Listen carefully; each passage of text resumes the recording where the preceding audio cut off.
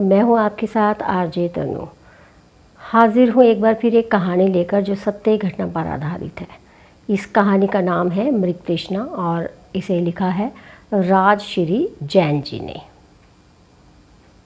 कावेरी ने अपना चश्मा उतार कर पोंछा और महसूस किया कि वो अनायास ही मुस्कुरा रही थी, मानो वर्षों से तृषित मन आज इस मृग तृष्णा से मुक्त हो गया।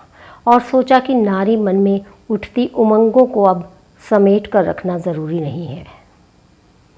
जब भी सजती संवरती थी, शरद से पूछती थी, मैं कैसी लग रही हूँ, ये ड्रेस ठीक लग रहा है क्या। कुछ इसी तरह की बातों से शरद के मन में अपने आकर्षण को आंकती थी। लेकिन होता इसके विपरीत था। वह अक्सर शरद की बेरुखी से खिन्न होकर रह जाती थी। कावेरी जब भी सज धज कर आईने में खुद को देखती तो उसका नारी मन अपने रूप को अति आकर्षक पाता। तो शरद से कहती थी कि मेरी एक फ़ोटो ले लो। शरद बौखला जाता था उसके इस व्यवहार से और कहता था, ये क्या है, जब बाहर जाना हो कैमरा लेकर खड़ी हो जाती हो, फिर कभी खींच देंगे फ़ोटो, देर हो रही है, जल्दी चलो। वह कावेरी की भावनाओं को समझ ही नहीं पाता था। इतने बड़े संसार में वो अपने पति से ऐसी बातें ना करे तो किससे करे। शरद इन बातों को महत्व नहीं देता था। कभी कभी उसे शंका होती थी कि शरद उससे कभी प्यार ही नहीं करता था। वह मुझसे शादी ही नहीं करना चाहता था। घर वालों की ज़बरदस्ती से उसकी शादी मेरे साथ हुई थी। वह किसी और से प्रेम करता था, लेकिन मुझे उसने या दोनों घर के किसी ने भी उसे कभी नहीं बताया था, वरना वो शायद खुद ही शरद से विवाह करने से मना कर देती।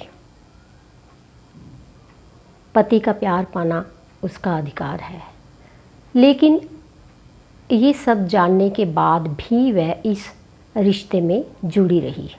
सोचती रही शायद साथ रहते रहते सब ठीक हो जाएगा, लेकिन उसके मन में मेरे लिए कभी प्रेम जागा ही नहीं।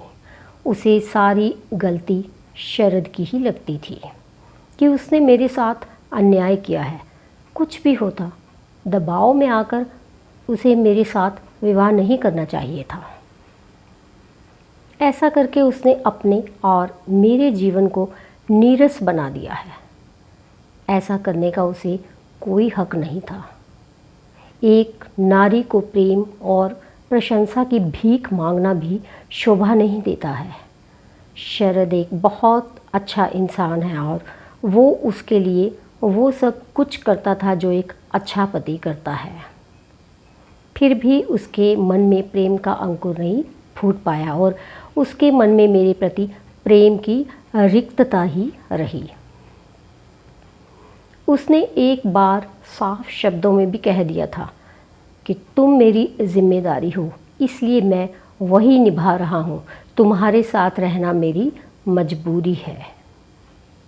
ये सब सुनकर कावेरी बिखर गई थी।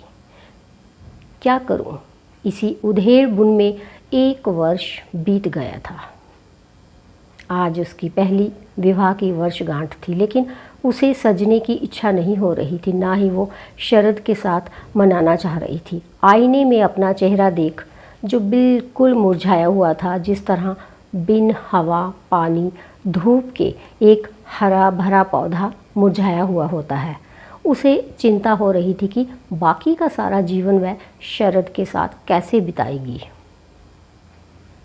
उसने खुद को आत्मनिर्भर करने के बारे में पूरा प्लान बना लिया और हिम्मत करके शरद से बात करने का निश्चय किया। अपने माता पिता से भी उसने अनुमति ले ली थी। आखिर उसने शरद से कह दिया कि तुम बहुत अच्छे इंसान हो, लेकिन मैं समझ गई हूँ कि तुम मुझसे प्रेम नहीं करते हो, तो बेहतर है हम दोनों अलग हो जाएं। कुछ समय एक दूसरे को समझने के लिए देते हैं। इस बीच अगर तुम्हें मुझसे सच्चा प्रेम हो जाए, वो भी बिना किसी दबाव के, तो हम दोनों फिर साथ रह सकते हैं। और अगर फिर भी कुछ ना हुआ तो तुम अपनी प्रेमिका के साथ विवाह कर लेना, क्योंकि हम तीनों का जीवन बिखरा पड़ा है। मन में नई आशाएं लेकर कावेरी अपना बैग लेकर चली गई। कंपनी ने उसका ट्रांसफ़र मंजूर कर लिया था। जाते समय उसने मुस्कुराकर शरद का हाथ थामा और कहा, मैं इसी आशा से जा रही हूँ कि तुम और मैं फिर खुशी खुशी साथ रह सकेंगे। अपना ख्याल रखना।